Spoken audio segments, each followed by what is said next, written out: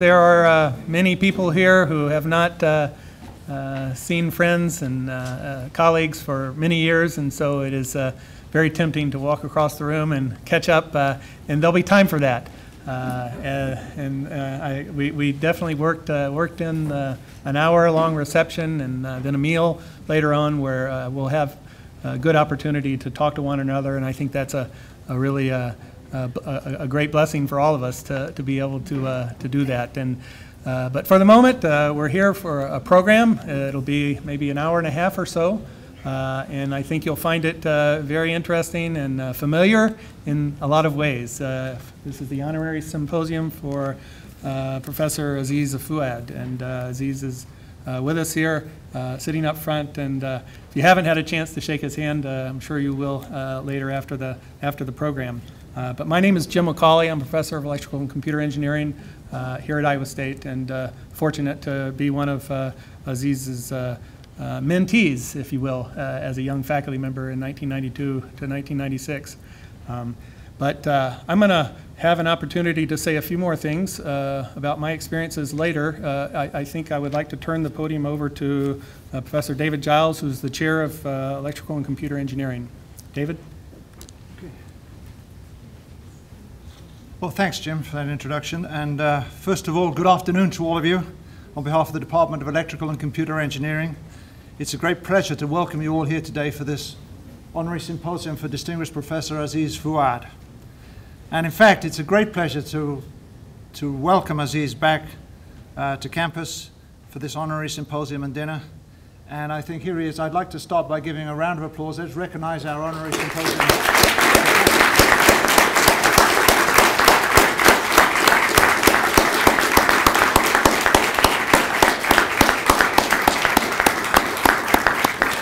Aziz, it's great to have you back, and you mustn't stay away so long. We need to see you more regularly here at Iowa State. And also welcome to his family. I saw this afternoon many families of Aziz have traveled to Iowa to attend this symposium, and of course many friends, former students. Aziz had a huge number of students, and many colleagues from the department and outside the department are here today. So we're here, of course, to honor Aziz and his achievements, and his many, many achievements in the field of electrical engineering, and specifically in the field of power systems engineering. I'm going to give you a little bit of history here to fill in the background about Aziz. He earned his PhD in electrical engineering here at Iowa State in 1956. He joined the faculty in 1960 and was very rapidly promoted up the ranks. So by 1966, he was full professor. He's well known internationally for a lot of his work in power systems engineering, and he's published 2 books. Power Systems Control and Stability with Paul Anderson, his long-term colleague, was published in 1977. And another book, Power System Transient Stability Analysis with Vijay Vital in 1991. So he's been incredibly productive.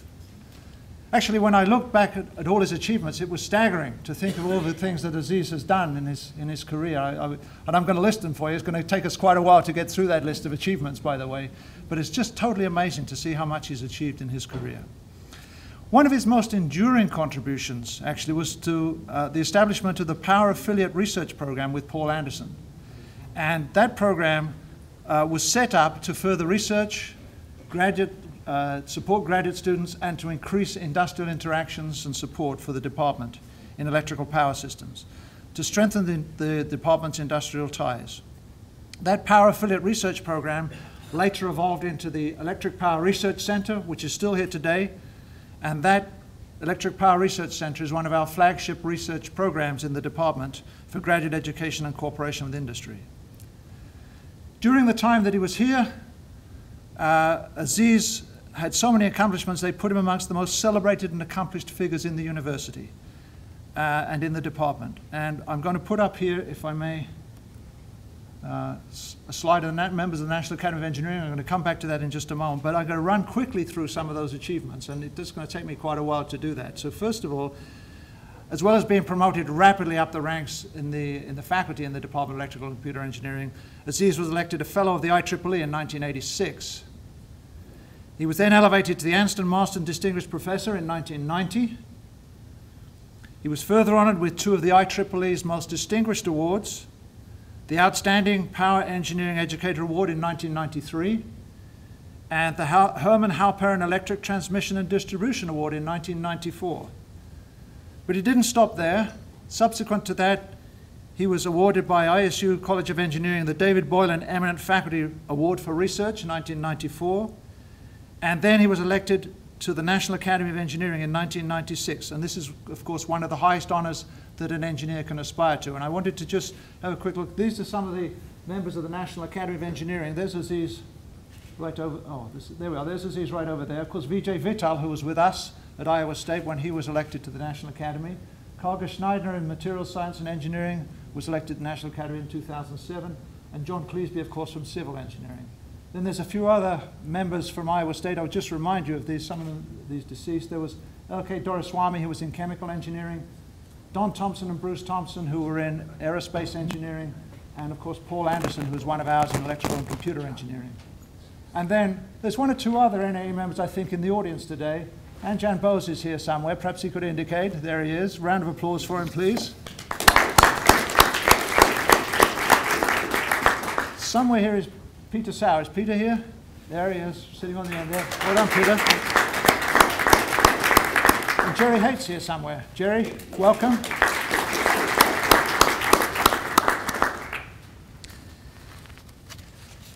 Yes, and then, so Aziz in 1996 was elected to the National Academy of Engineering, and that was also the year that his last year at Iowa State when he served as the chair of Electrical and Computer Engineering. He stopped by the office today and he said it looks a little bit, looks like we'd improved the office a little bit by what you were saying, but it's not actually true, in fact. It's inside, you didn't see it, there's still a mess inside my office, but... well, it was worse when I was there. It looked okay as you just opened the door, right? Okay. So Aziz was department chair, kept us all organized in 1996, and I'm going to quickly look at our department chairs because it's interesting to see this. If you look, the number of department chairs we've had in the 105 years since the department was established is actually quite small. There's only 12 individuals who served as electrical and department engineering chair. And I think some of those are actually here today. I think I saw Arun Samani somewhere. Whereas, there he is, there's Arun. He's served as a department chair. And Jim Davis is here somewhere. Where's Jim? There's Jim. Jim's also served as department chair.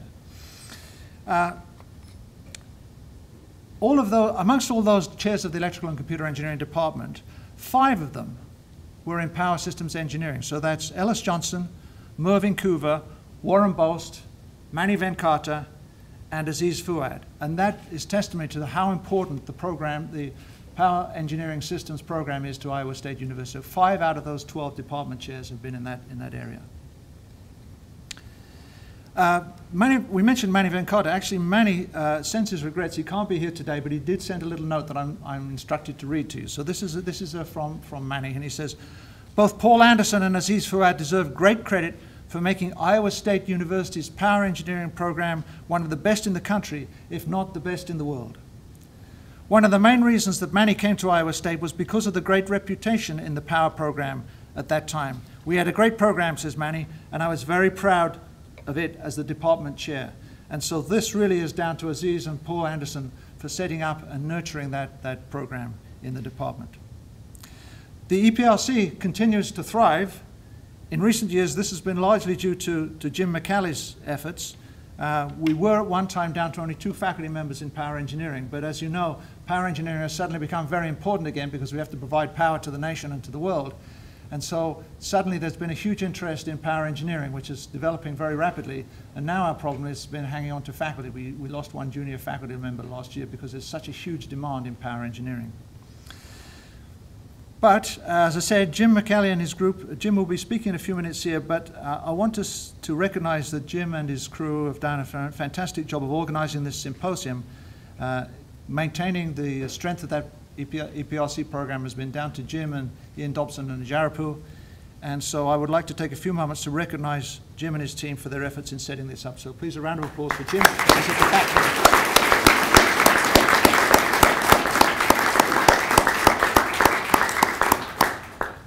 Now, for all Aziz's technical achievements, and he's a great man in the field of electrical and computer engineering and specifically in power systems engineering, he's also a very nice man, although that gruff exterior might lead you at first to think otherwise, but he really is a very nice man.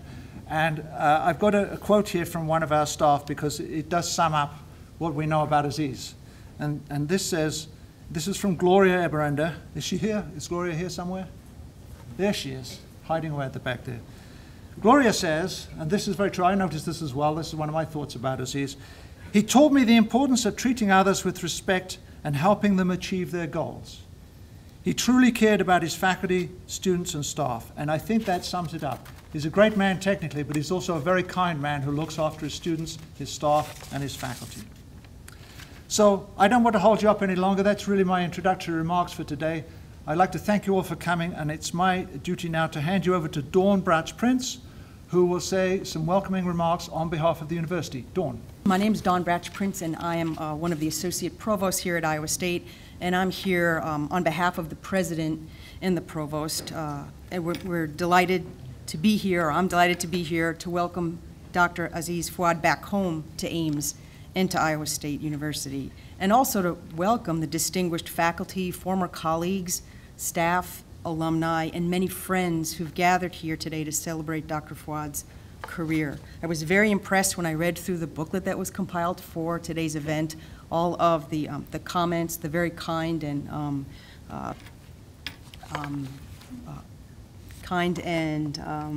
excuse me, I'm losing my words here, generous comments that individuals made about Dr. Fouad's influence here at Iowa State. You may note in the program that Miles Lackey, Associate Vice President and the President's Chief of Staff, was planning to welcome you today, but he and his wife are expecting their first child at any moment, and possibly while we are here gathered, so I offered to step in for him, and I'm very honored to do so.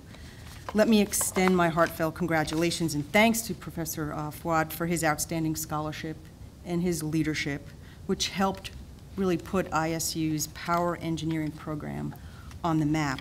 We're tremendously proud of the many recognitions that he's received, and David's elaborated on just a few of those, including his entry into the National Academy of Engineering.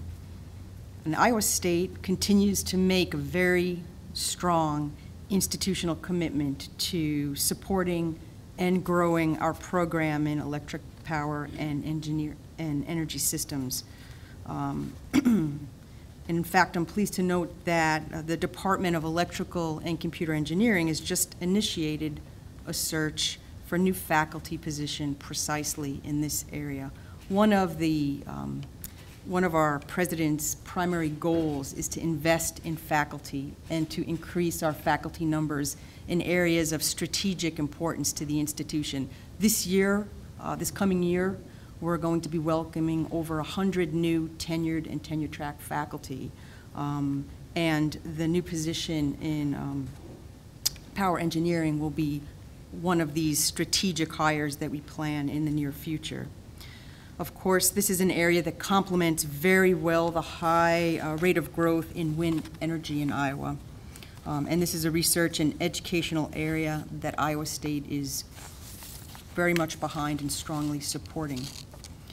Looking through Professor Fouad's dossier and materials, I find it interesting to note that he was investigating wind energy many years before it became popular, most notably with a paper that he presented in 1978 at the ECpE Summer Power Meeting in Los Angeles, titled Modes of Oscillations of Wind Generators in Large Power Systems. So he was clearly ahead of his time. On a more personal note, although I didn't have the privilege to know Dr. Aziz during his time as a faculty member here at Iowa State, I did, as I mentioned, have the opportunity to read through today's program booklet, and I was really very struck by the numerous notes from distinguished alumni and faculty, staff, and friends who warmly remember Dr. Aziz, not just as a scholar and teacher. That's all very evident in his CV and in the comments, but again and again, people reiterated that he was a true gentleman, one who was recognized for his integrity, his compassion, and his kindness to those around him. And David just elaborated on this, but I encourage you to read through the booklet and note how many individuals recognize his scholarly expertise, but really talk about his humanity. I think it's a tremendous tribute to a faculty member to be remembered in that way. So now I'm pleased to introduce my colleague Arun Somani. Arun. who will make a few comments. And Arun is Associate Dean for Research for the College of Engineering. He's Anston Marston Distinguished Professor and Junkins Chair Professor and a former chair of the Department of Electrical and Computer Engineering. Arun. Good afternoon. I'm Arun Somani, and I'm here to represent Dean Reala, who could not make it today. And she's doing her deanish thing, which we all know raise funds and raise our visibility. So we should thank her for that. And I get this opportunity to talk to you. I'll also like to extend my welcome to all the attendees from outside Iowa State, as well as greetings to those who are at Iowa State. So, and I'd like to thank Dr. Aziz to be able to find time to be with us today. I'm sure we'll be finding this event very learning and inspiration for ourselves, and how to take some lessons back home from the experience we have today. I must admit that I do not know Dr. Fouad very well. He retired in 1996 from Iowa State, and I came to Iowa State in 1997. So it's not that I was trying to miss him purposely or dodge him. It's just that I not discovered Iowa and had to figure out where it is before I could come here. So that could only happen in 1997. I'll also like to speak a little bit briefly. I mean, you've been introduced by Dr. Jais about all the departments and other things. But briefly, my interaction with the power group. I haven't worked in power much, but I found my ways to work into the area somehow. I worked at McGill University, where I did my graduate work. I was at the University of Washington in Seattle, and now at Iowa State. And interestingly, all three institutions had very strong power programs. And I did have opportunity to interact with them. At McGill, they found one power engineering faculty to be on my PhD committee, so that the department could be fair to me, as well as make sure that the committee was fair, was enforcing the rules of the department. At University of Washington, my office was right above the power group. Chen-Xing Liu was actually my downstairs neighbor, and when he made noise, I'll do this, and that will help sometime. But only at Iowa State, I discovered my closer connection with the power group, so I was able to work with Dr. Vijay Vittal on a project monitoring the power lines using sensor network, and more recently with Dr. McCauley on the NSFF program. So I find myself very lucky that I was able to discover that how complex the power program is and what goes on in there. Until that time, Mohammad Al-Sharkawi, who was one of my colleagues at University of Washington in power group, he'll tell me that I don't know anything other than 0 and 1, which is what the computer engineering is all about. And I used to tell him that that's all I need to know to get power. Turn it on, and I get power, turn it off, and the power is gone. And why should I be doing anything more than that? But only after working on the power group system, I realized how difficult and complex system it is, which we have to deal with. So those who are making contribution in data are really doing a wonderful job. On more serious note, I'm here also to share a good news. Dr. Aziz will be our next Marston Medal awardee. And I would like to tell you a little bit more about Marston Medal.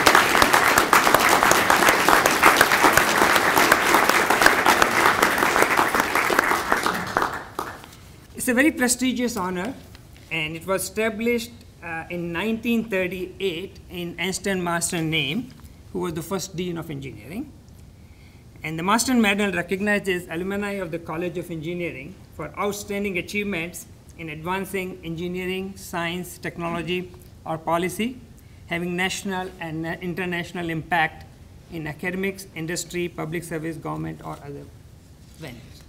So this is really prestigious, and in order to understand the importance of it, I would like to tell you a little bit about Anston Marston as well. And once Dr. Aziz is awarded that formally in October, he'll be joining a group of distinguished alums of Iowa State University College of Engineering. So Anston Marston was a civil engineer, received his degree in 1889. We're talking 1889 from Cornell. And after just working briefly for 3 years at Missouri Pacific Railroad, he joined the staff at Iowa State in 1892 as a professor and head of the Department of Civil Engineering. And he was head of the Department for Civil Engineering for 28 years. He joined at age 28, and he served that role for 25 years. But during that period itself, he became also Dean of Engineering in 1904. So he had the dual role as department chair as well as Dean of Engineering. And he served that role until 1932. He was then named Senior Dean. I don't know what that meant at that time. And then retired from that position at 1937. So while at Iowa State, he developed the engineering division into a prestigious program, established the engineering experimental station in 1904, and also served as its director for 32 years. His main research was in road construction, culverts and sewer system, compression and pressure test, and load distribution. This is a civil load distribution, not power load distribution.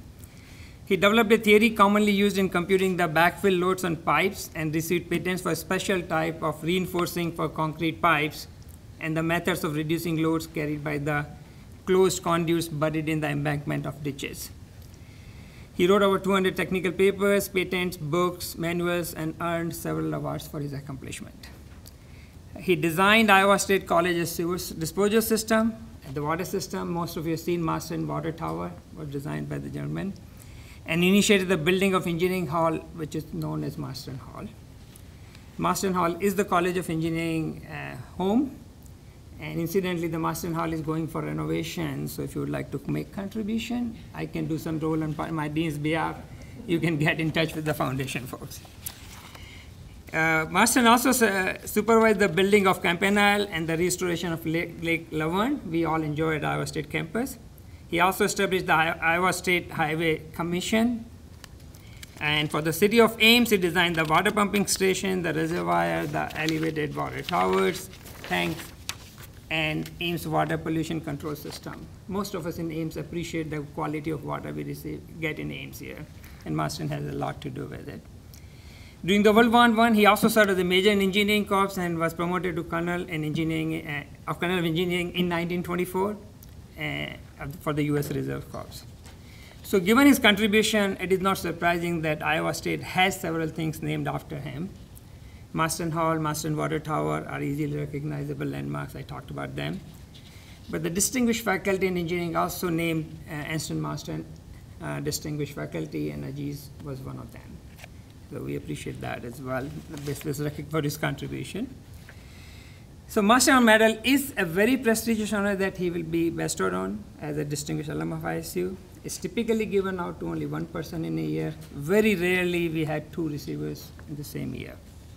So please join me again to congratulate him on that.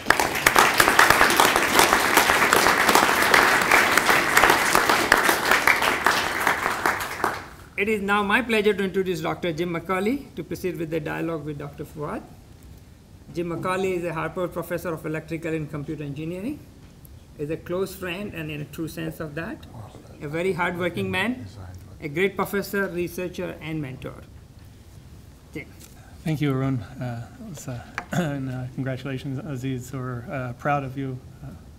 The Marston Medal is a wonderful thing among Iowa Staters, and we all recognize it as that. What I would ask you to do, if you would join me up front, Aziz, in one of the chairs there, and if you would bear with us a little bit, we're going to have a little conversation. And I have some prepared questions for Professor Fouad, and we'll see. Could I make one quick remark? Sure, absolutely. Just one quick one. Should I say no? You know, you've seen Dr. Giles and Dr. McCauley's planning for this wonderful. There is one aspect that you may not be aware of. The fact that it was organized in this room and put me there to face the Campanile should be a humbling experience. The Campanile was built by President Stanton, was one of the early presidents of Iowa State, right? About 1860s or so. And Neil Stanton, his great-great-grandson, was my PhD student. I'm sure Gloria remember. Oh, there's Neil Stanton himself. Every time we had a disagreement, Neil would say, Fouad, if it were not for my crazy great-grandfather who gave his money to the Campanile, I wouldn't have had to put up with you. So where does Jim McCauley put me? Oh, there, looking at the Campanile.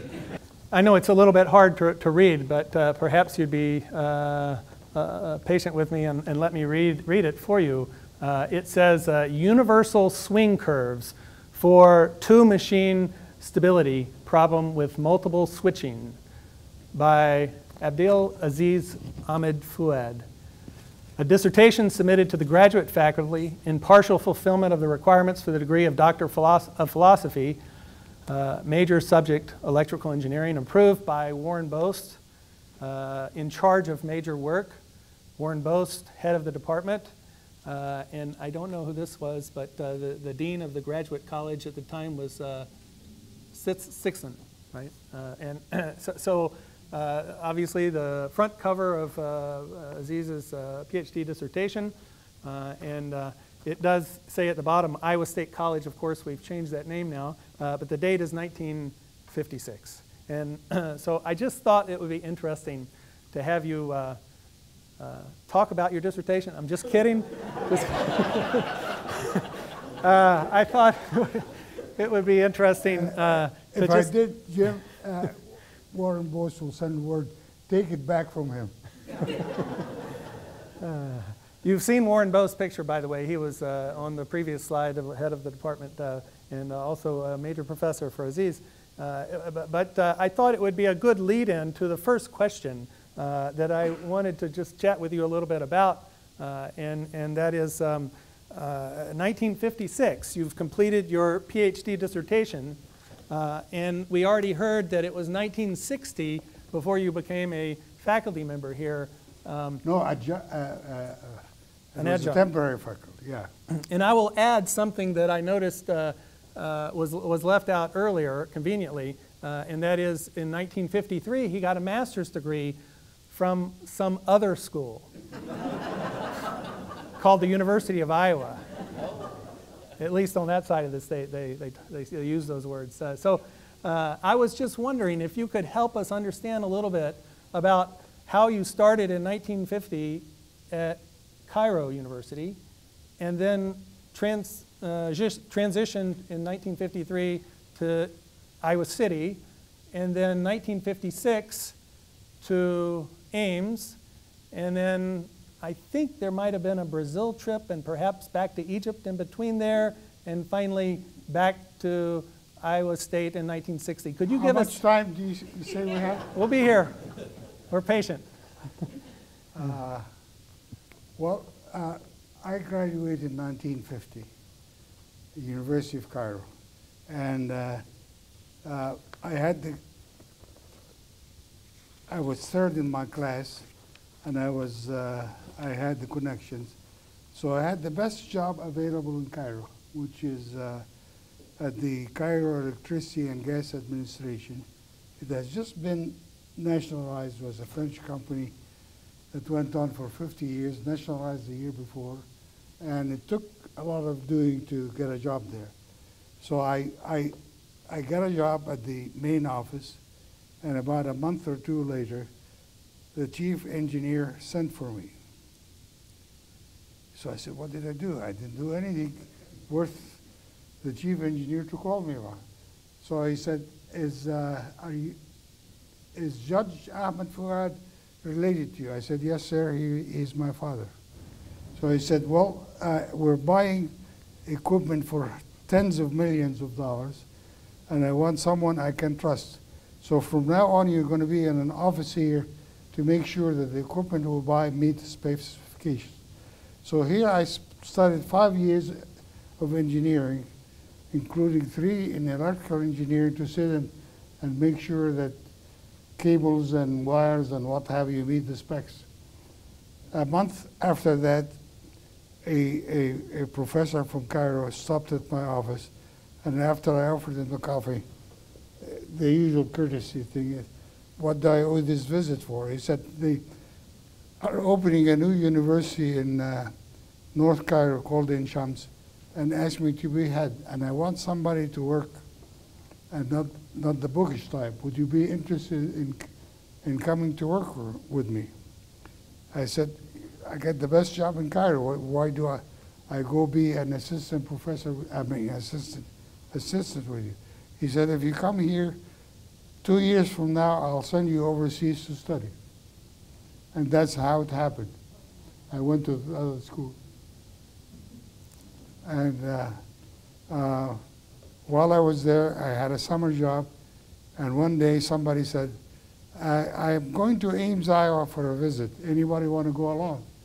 So my wife and I decided to go along with him, and he parked the car right in front of Coover Hall, right where the old generator built by whom? Built by GE. No, it was built in the 1880s. Was located. So I went upstairs. I heard about the network analyzer, and Warren Bose happened to be there. So I told him who I am. He said, "Yeah, I heard of you from Iowa University," and he gave me a tour. And he said, "Next time you like to come here, would like to have you." So I said, "I can't come unless you give me an assistantship." So we went to Coover, Mervyn Coover, who was the head of the department.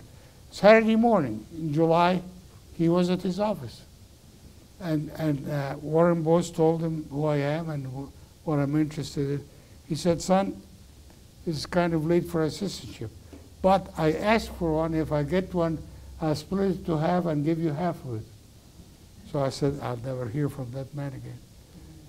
3 weeks later, I got a letter offering me to come for $80 scholarship, come to study at Iowa State University.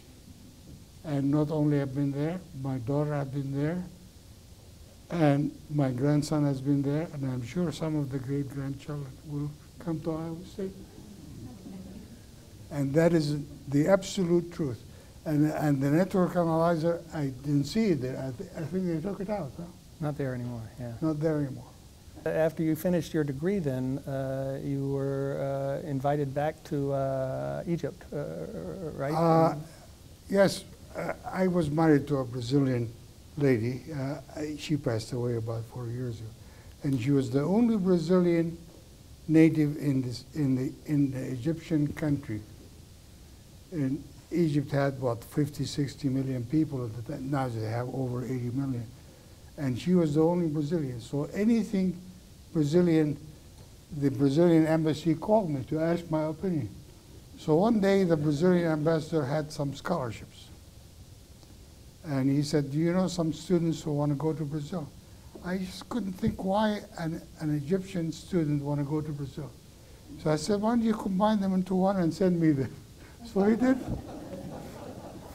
I wrote a letter to Jim Nelson and came a letter back from Warren Bose saying, "I sent you a letter inviting you to come as a visitor for a year. Are you interested?"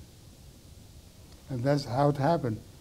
I went to Brazil, and I went from there to Iowa State on a 1 year appointment. It's a very that common, 1 year lasted 36 years.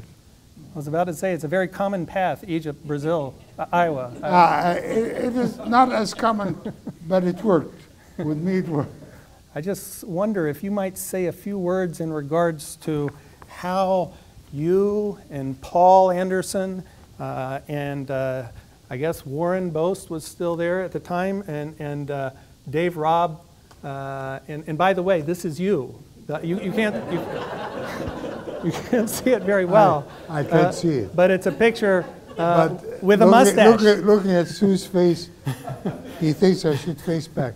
I'll send you the slides later, but as I understand it, Warren, yourself, Paul, and Dave really started this program in a large way, and I wonder if you just might comment a little bit on I'm how glad that you happened. mentioned that, because, you know, the more credit I get, the more embarrassed I am.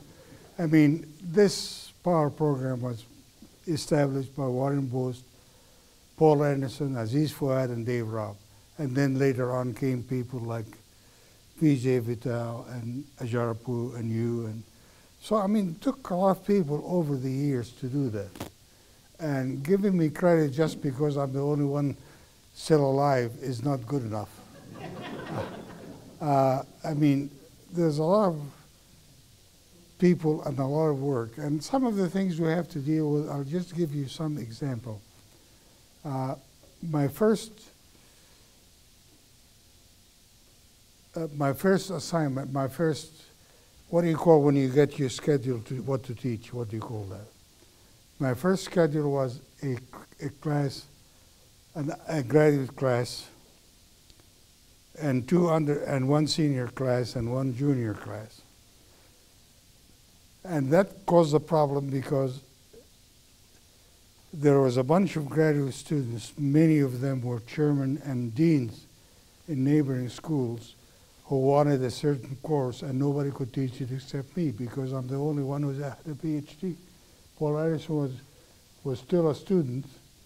Warren Booth was not going to teach a course. He had a department of 50, 60 people to run. So I had to take it as an overload, and I had to take it, teach it at night. And many of those people were deans and chairmen of departments around the Midwest. And that's an important thing.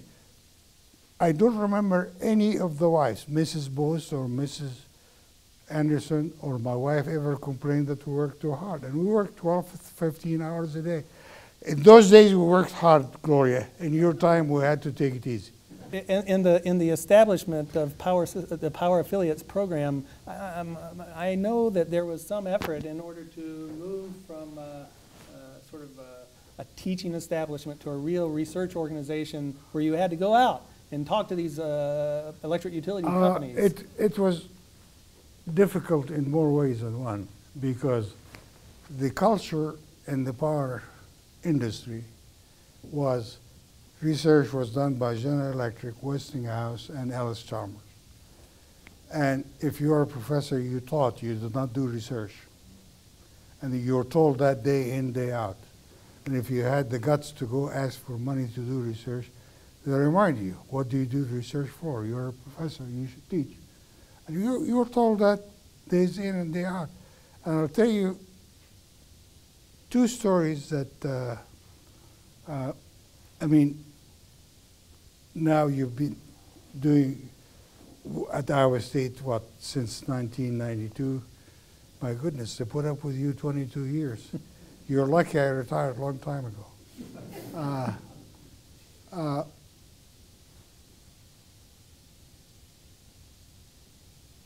Once Paul Anderson wrote a paper for the American Power Conference magazine, whatever it was, advocating that power industry should support research at the university, right? And you asked once about the American Power Conference. And we went there, and we were standing at the, I don't remember the name of the hotel. It was an old decrepit hotel downtown Chicago. We were standing in the lobby, and two guys from General Electric came by and stared us in the face. And we knew from General Electric because they had their name tag. He said, "Are you the guys who wrote that paper about research in the university?" I didn't know what to say. So Paul Anderson, he said, "Yes." So they started chewing us out, not saying words kindly, disagreeing with us. Short of swearing at us. This lasted for about an hour.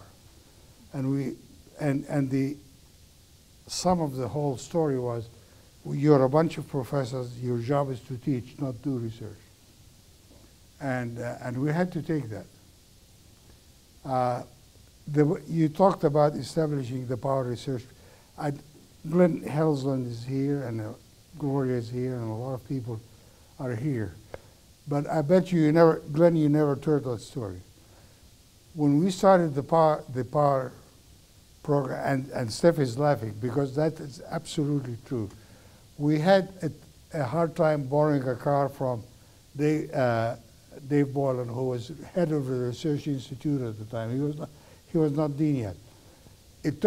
We almost had to shoot him to let him run us a car to go out, sell the power program, sell the research program.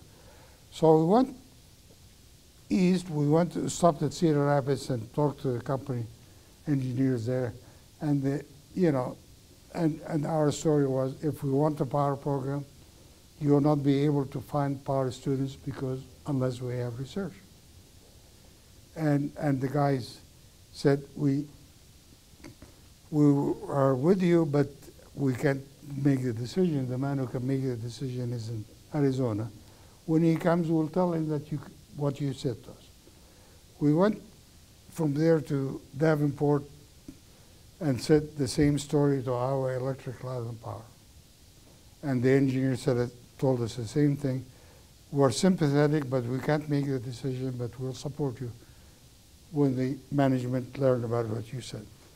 From there, we went to Interstate Power. Do you know where Interstate Power, Gloria, remember where Interstate Power was? In Dubuque, Iowa. We were received by the vice president, and he took us to the president's office.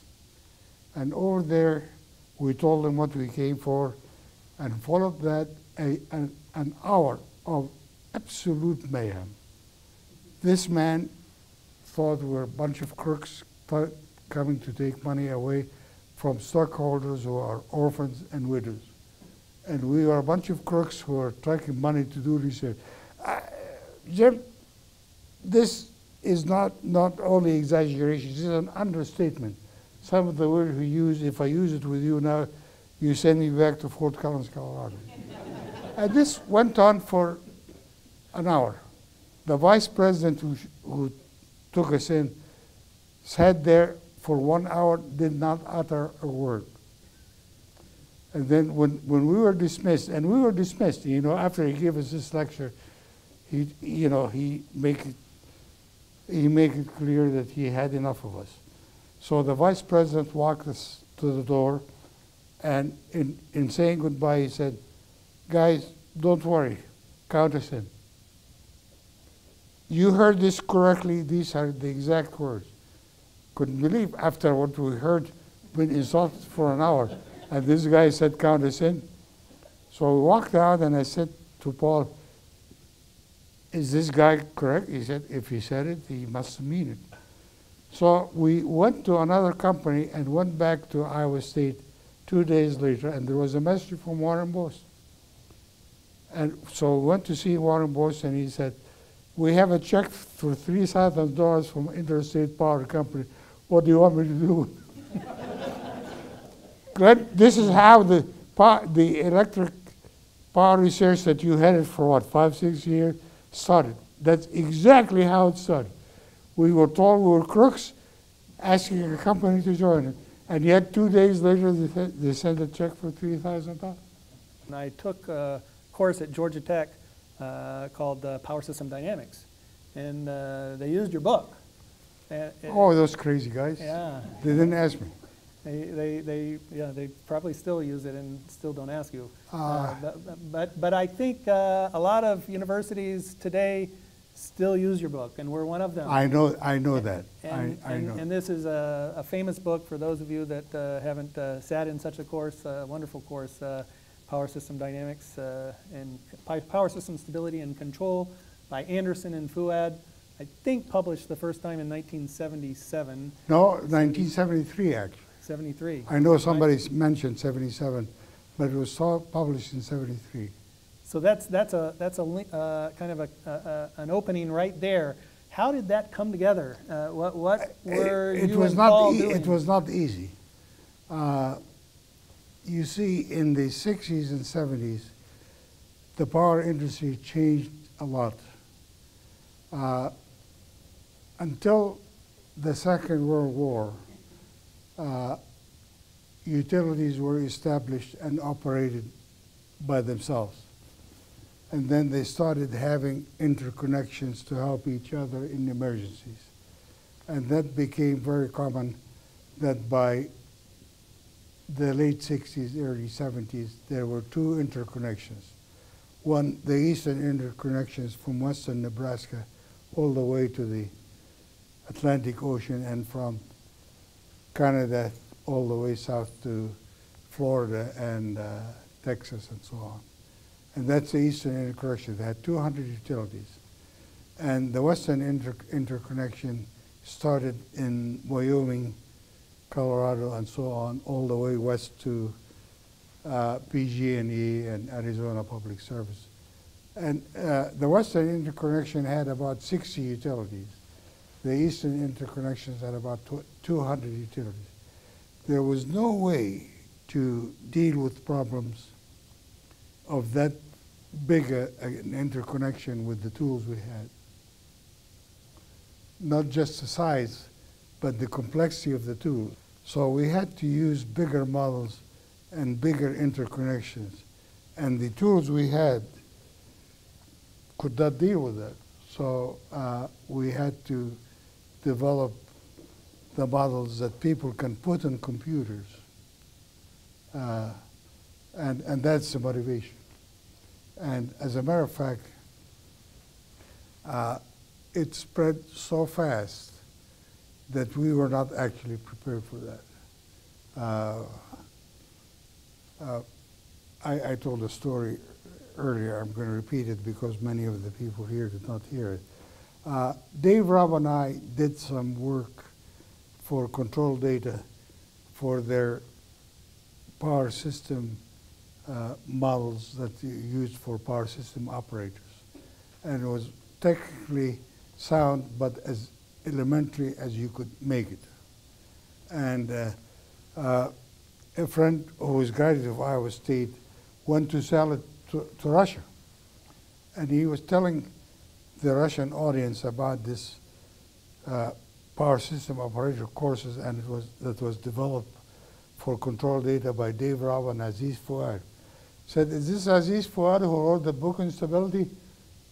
And he came back, as soon as he landed in Minneapolis, he called me and told me that story.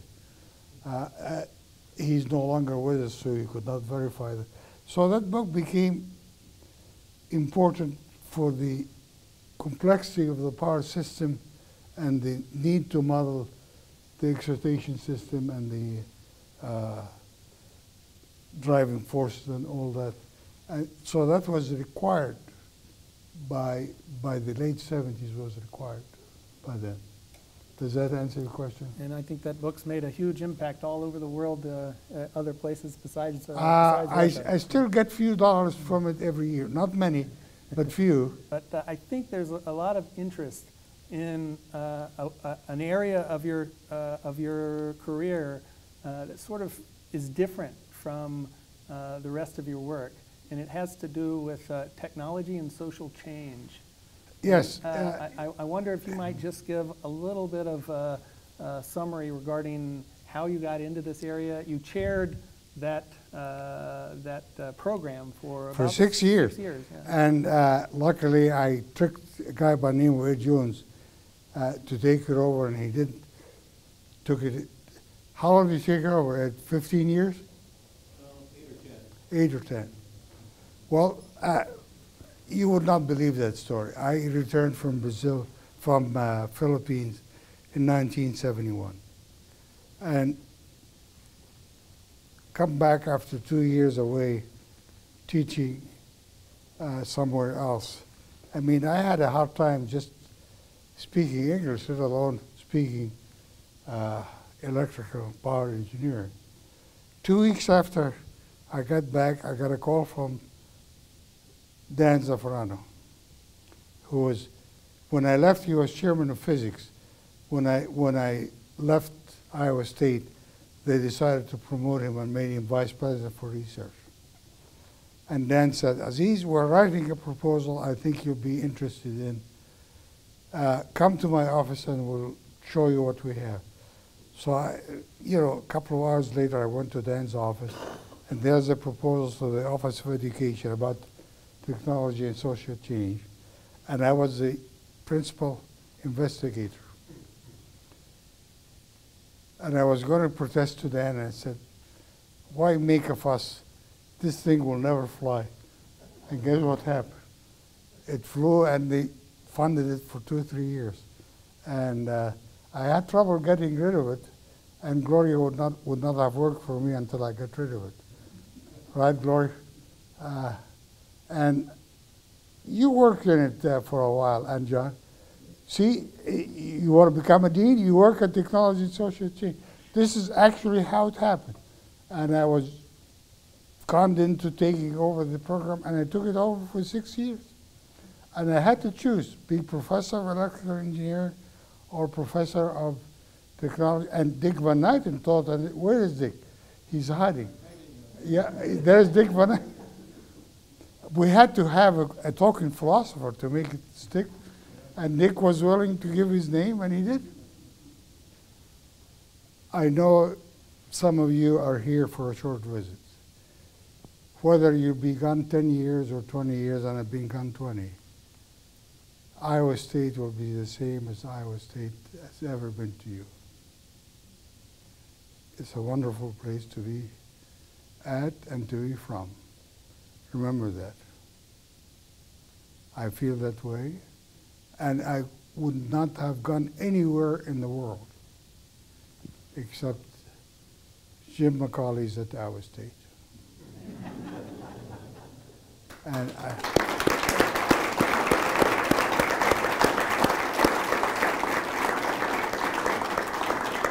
I had 34 PhDs and about 6 masters, and I'm proud of each and every one of them. And here's one. Quite a few of them here. Yeah, quite a few. And I met Sim Oetunji.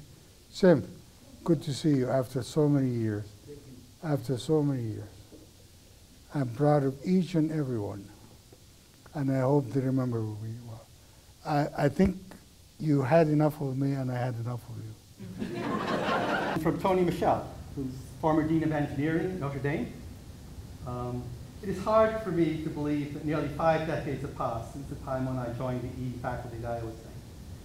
I remember especially well how you went out of your way to make me feel welcome, and your great enthusiasm for your work as a scholar and teacher in power systems. It was infectious.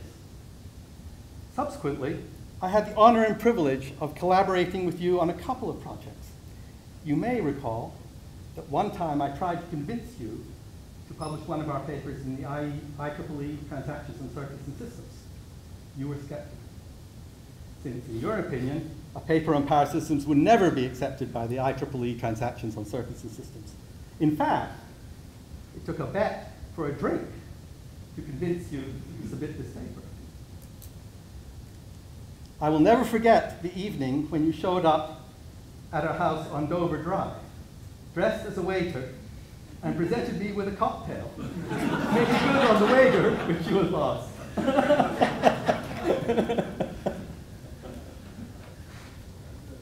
And I'm pleased to say that the IEEE Transactions and Circuits and Systems still sometimes publishes good papers.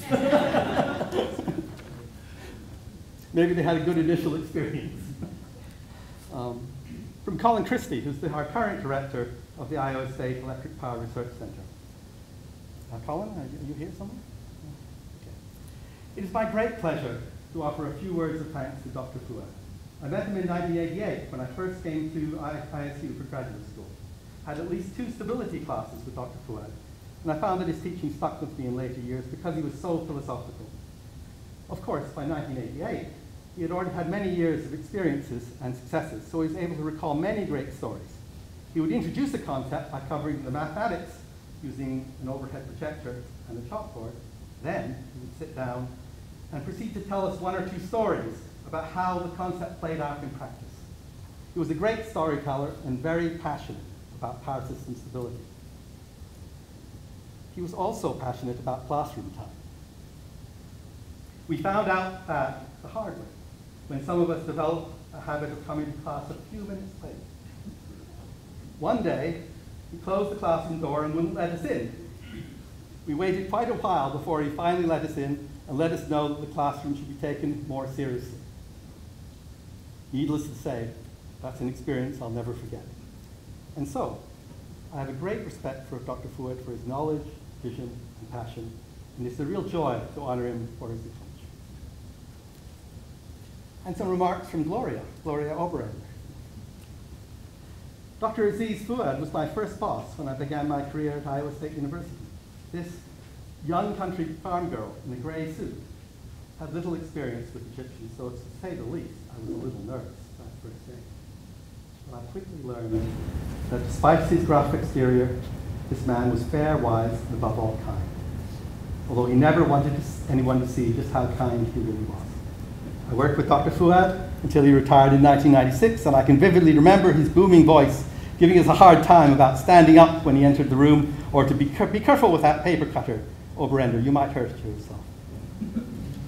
Through it all, he taught me the importance of treating others with respect and helping them achieve their goals. I worked closely with him, and I'm proud to have typed one of his published books on the transient energy function. And also from Helga and Dick Van Eyck, who's right here. Both Helga and I are quite clear-headed about our estimate of the quality of this fine man, this good old friend, Aziz Fouad. Yes, he accomplished many fine things as professor of electrical engineering, as discoverer, and as teacher. But he always managed to get the hang of life. Humane, compassionate, and just a person of integrity and honor. Our most cherished memories of Aziz are deeply personal. For they center on many occasions when Aziz and the love of his life, Elizabeth, were together with us in the company of close friends. It is this Aziz Fouad we celebrate most on this superb occasion.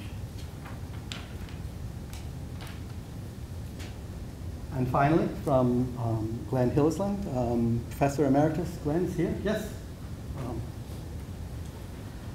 Professor Aziz Fouad was asked to lecture on power system stability to a group of power system operators. Because most of these operators did not have technical degrees, Professor Fouad was asked to lecture without the use of formulas. This was a big challenge for him. He wanted to do it because of his vast knowledge and intense interest in the topic, plus his great respect for the operators in the trenches to keep the system working. To help in preparing his lecture, he visited several power system operators at work to get a better feel for this outside of academia assignment. When the time came around for his lecture to around 80 anxiously waiting operators, he meekly apologized for what might be a shortcoming with the restriction being placed on him, that of lecturing without any mathematical formulas. He likened it to inviting a professional dancer to perform and then taking away her dancing shoes. However, his lecture went extremely well, followed by many questions and comments. But the most interesting comment was the following one. I wish you would have used a few formulas. And as Ian read some of the things that you just heard from many people that contributed, you heard words like visionary and competent, knowledgeable, confident, and passionate. And those of us who have worked with Aziz, those words resonate in our mind as we remember certain interactions that we had. But in Ian's readings and at various other times, you'll also hear words humane, compassionate, integrity, honor, true gentleman, considerate, caring, kind, father even comes out a few times. And these words have been passed down from Aziz and Warren and Paul and Dave. And by the way, Dave is still alive. He's 92 now, and he contributed a comment in the booklet and was very interested to come here. But from these four people and a host of others that have been serving as faculty members in the Power and Energy group over the years, some of those faces you'll recognize, some of those, depending on which era you came from, you may not. But more or less, I'm not sure I got this perfectly correct, but it's a chronological ordering top to bottom. So Professor Nasser Pavlet, Dr. Crumple was one of the earlier hires of that top group. I think he is the only one here, right, Ken? Could you raise your hand? Yeah, thank you. I'm not sure if I have the order correct there, Ken, but I think I'm close if it's not perfect. And then the bottom, you'll see a few more of those faces. Of course, Aziz has picked on Gloria and Stephanie several times today. They're in the middle. And Glenn Hillesland is here, Professor Ajarpu, myself, Monty was mentioned, and then more recently, in the past decade, really, the ones on the bottom. But I think the point here is that there's a cultural influence that started with those four individuals that sort of continues through the nature of what these people are doing and have been doing, and it's a remarkable legacy in that sense. I guess I just want to say from a personal point of view, I've benefited greatly, and I want to thank you.